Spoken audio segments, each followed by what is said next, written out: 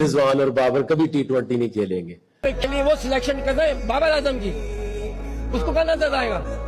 Babar Azam is a great player, क्योंकि उस बंदे को अपनी वैल्यू, अपनी परफॉर्मेंस, अपने फैसले सब पता उस बंदे को कि मैंने क्या करना है और किसको कितना दबाना और किसको घास डालनी थी, किसको नहीं डालनी। अस्सलाम वालेकुम दोस्तों, पाकिस्तान क्रिकेट बोर्ड ने एशिया कप 2025 के लिए 17 रुकनी स्क्वाड का ऐलान कर दिया है, लेकिन क्या फ़ायदा बाबर आजम और मोहम्मद रिजवान को शामिल ही नहीं किया गया। जी हाँ दोस्तों, ये सुनकर हैरानी हो रही है ना। मुझे भी पहली दफ़ा देखकर शौक लगा। इस फैसले पर पाकिस्तानी मीडिया और पाकिस्तानी अवाम काफ़ी नाराज़ हैं और सोशल मीडिया पर कह रहे हैं कि ये फ़ैसला पाकिस्तान के लिए ख़तरनाक साबित हो सकता है। वीडियो आपको पता है मैं क्यों बना रहा हूँ, क्योंकि ट्राई नेशन सीरीज़ जो 29 तारीख से 29 अगस्त को स्टार्ट होनी है, अफ़गानिस्तान, पाकिस्तान और यूएई, ये 3 टीम्स होंगी उसके लिए, और एशिया कप के लिए T20 स्क्वाड अनाउंस हो गया है जैसा सबको पता है। और ये पता ही था कि बाबर आजम और रिजवान जो है वो T20 स्क्वाड में नहीं होंगे। अब ये जो T20 स्क्वाड की टीम अनाउंस हुई है, इसमें तो मुझे क्लियर नज़र आती है कि 2 फ्रेंचाइजीज ऐसी हैं, ठीक है, सिर्फ उन्हीं के लड़के आ रहे हैं टीम के अंदर, बस सिर्फ उन्हीं के लड़के, ज़्यादातर उन्हीं के लड़के टीम के अंदर हैं। और आप सबको पता है मैं कौन सी 2 फ्रेंचाइजीज की बात कर रहा हूँ, ठीक है, जो 2 सिलेक्टर बैठे हुए थे, ठीक है, इनका जिन फ्रेंचाइजीज से ताल्लुक़ है, सिर्फ वही ज़्यादातर प्लेयर जो है वही टीम के अंदर आ रहे हैं, ठीक है। उसकी वजह ये है कि मेरा इनसे सवाल ये है कि अब्बास अफरीदी का क्या कसूर है? क्या अब्बास अफरीदी T20 में बुरी बॉलिंग कर रहा था? अब्बास अफरीदी टीम में क्यों नहीं है? उसको हटा के वसीम जूनियर को टीम में डाला गया। क्या तीर मारा हुआ जी? क्या इतनी परफॉर्मेंसेस दी हुई हैं? कुछ प्लेयर्स के लिए परफॉर्मेंस काउंट हो रही है, कुछ प्लेयर के लिए परफॉर्मेंस काउंट नहीं हो रही। अच्छा, दूसरी चीज़ ये, मैं आज एक चीज़ ये बताऊँ आपको कि ट्राई नेशन जो सीरीज़ है ना, अफगानिस्तान, यूएई और पाकिस्तान की, इसमें तो पाकिस्तान को जीतना चाहिए ये टूर्नामेंट। उसकी वजह ये है, क्या पाकिस्तान की टीम इतनी बुरी तो नहीं है ना कि यूएई को भी हरा दे? कोई पता नहीं है, शायद यूएई से भी हार जाए, इनको कोई पता नहीं है। अफगानिस्तान इनको टफ टाइम दे सकती है, जो कि वो टीम बहुत अच्छी टीम है।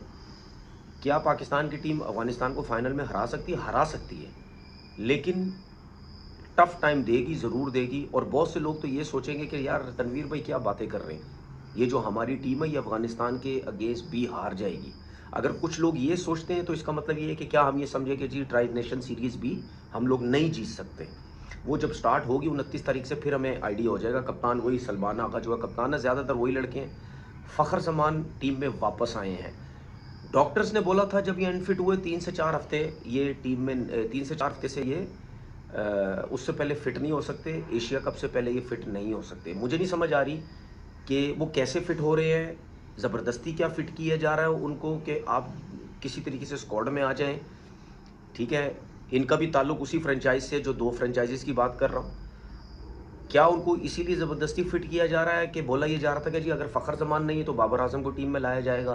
तो अगर उनको ज़बरदस्ती फिट किया जा रहा है तो इसका मतलब ये है कि बाबर आजम को प्री प्लान या ज़बरदस्ती तरीके से उसको बस T20 से बाहर करने की कोशिश हो रही है। ये मैं आपको एक चीज़ बता दूं, मैं आज भी कायम हूँ अपनी बात पे और रहूँगा भी। इन दोनों की टीम में वापसी ज़रूर होगी, आज नहीं, कल नहीं, 2 महीने बाद नहीं, 6 महीने बाद। ये दोनों, बाबर और रिजवान, ये दोनों पाकिस्तान टीम में वापस आएंगे। ये मैं यूँ इस वजह से कह रहा हूँ क्योंकि आप दोनों ने बहुत रन्स किए पाकिस्तान के लिए, आप दोनों की इज्जत बहुत है, आपको हर कोई दुनिया में जानता है, आपके पास पैसों का कोई मसला नहीं है, ठीक है। अल्लाह ने हर हिसाब से आपको फैसिलिटीज़, इज्जत दी।